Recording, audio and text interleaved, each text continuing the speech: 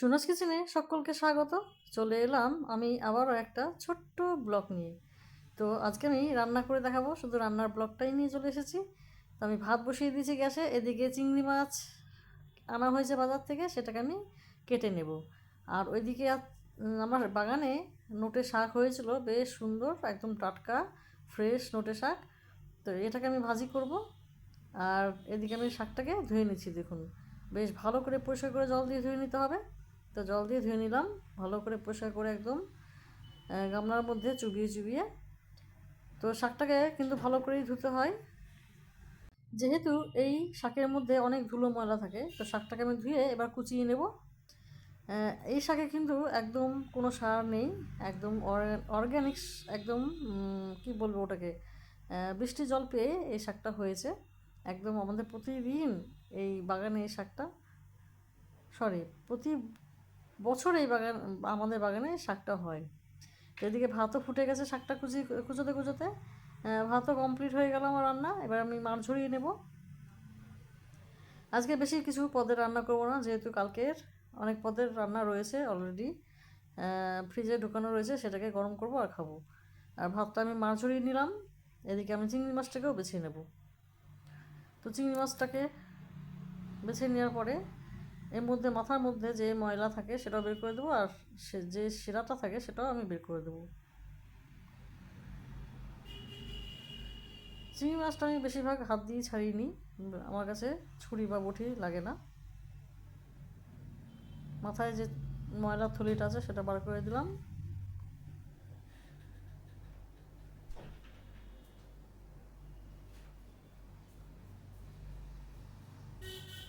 দেখুন পিঠের ময়লাটাকে আমি বার করে দিলাম। তো মাছগুলোকে আমি এভাবেই সমস্ত মাছ ছাড়িয়ে নেব।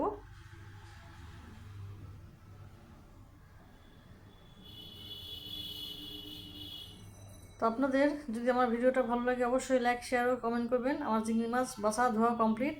আমি কড়াইতে সর্ষের তেল দিয়ে একটু রাঁধুনি ফোড়ন দিয়ে দিলাম, শাকটাকে ভাজা বসাবো।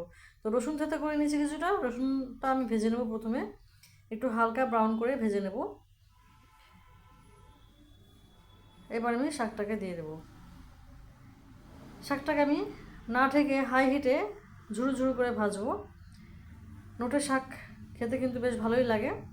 আর বাগানের টাটকা সবজি, সারবিহীন যে শাক, এর তো টেস্ট একটা আলাদাই টেস্ট। তো পরিমাণ মতো লবণ, পরিমাণ মতো হলুদ দিয়ে দিলাম। তো কে কে শাক খেতে ভালোবাসো অবশ্যই আমাকে কমেন্ট করে জানিও। আমি কিন্তু শাক খুব ভালোবাসি, যে কোনো শাকই হোক না কেন আমার খুব ভালো লাগে।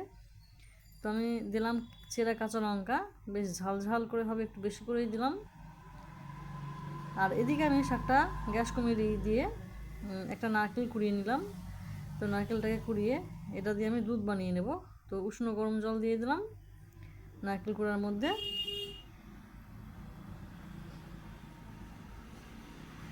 ঢাকা দিয়ে রেখে দিলাম।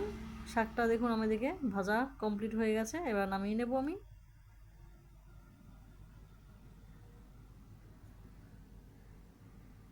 এরপর আমি কড়াইটাকে ভালো করে ধুয়ে নিয়ে তারপর দেব চিংড়ি মাছগুলোকে রান্না বসিয়ে।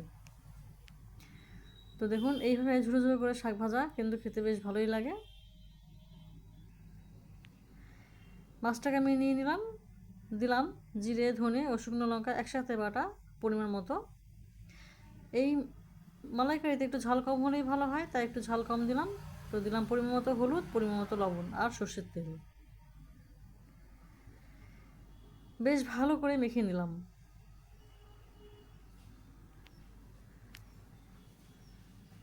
ওদিকে আমার নারকেলের দুধটাও রেডি হয়ে গেছে।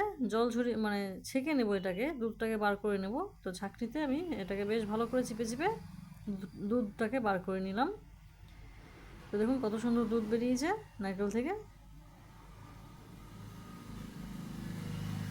তো এই যে দুধটা আমি বের করলাম, এই দুধটা কিন্তু আপনারা বেশি পরিমাণে বের করবেন না, যতটুকু ঝোলের প্রয়োজন ততটুকুই জল দেবেন এতে, কেননা আমি এক্সট্রা এতে জল দেবো না। আর দুধটা ততটুকুই আমি তৈরি করব যতটুকু আমার লাগবে ঝোলে। দিলাম গোটা গরম মশলা সর্ষের তেলের মধ্যে ফোড়ন, আর দিলাম একটু জিরে, আর একটা কুচনো পেঁয়াজ ভাজা বসিয়ে দিলাম।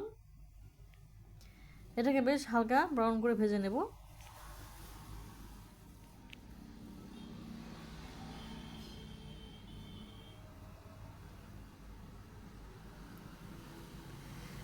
হালকা ব্রাউন ভাজা হয়ে গেলে তারপর আমি দেবো একটা 1-2 কোয়া রসুন গ্রেট করে দেব। তো এটা একটু বাটা দিলেও অসুবিধা নেই, তো আমি 2 কোয়া দেখে আমি গ্রেট করে দিলাম যাতে পেঁয়াজের সঙ্গে ভাজা হয়ে যায়।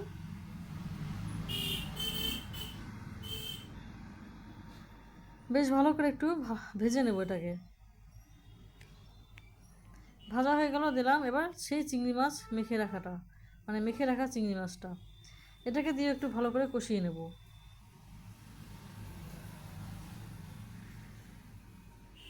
মাছটা কষাতে কষাতে এবার আমি জল মানে সেই দুধটা দিয়ে দেব।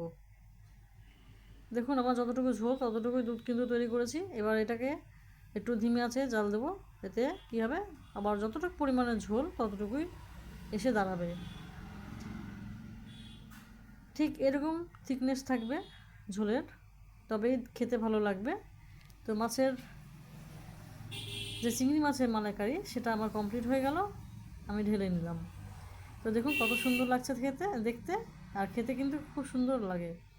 তো হয়ে গেল আমার 2 রকমের পদের রেসিপি। তো আমার রেসিপিগুলো যদি ভালো লাগে অবশ্যই লাইক, শেয়ার ও কমেন্ট করবেন, আর আমার পাশে থাকবেন। আপনারা সবাই ভালো থাকবেন, সুস্থ থাকবেন ও সবসময় খুশি থাকবেন। দেখুন আমার রান্নাবান্না কমপ্লিট এবং আমি সমস্ত কিছু বেড়ে নিয়ে চলে এলাম থালায়। তো কী কী আমার মেনু ছিল সেগুলোই দেখে নিন। শোল মাছের ঝোল, ডাল, চিংড়ি মাছের মালাইকারি, শাক ভাজি ও বিট গাজর আলু ভাজি, এই আজকের মেনু। এই দিয়ে আমরা আজকে দুপুরের ভোজনটা কমপ্লিট করলাম।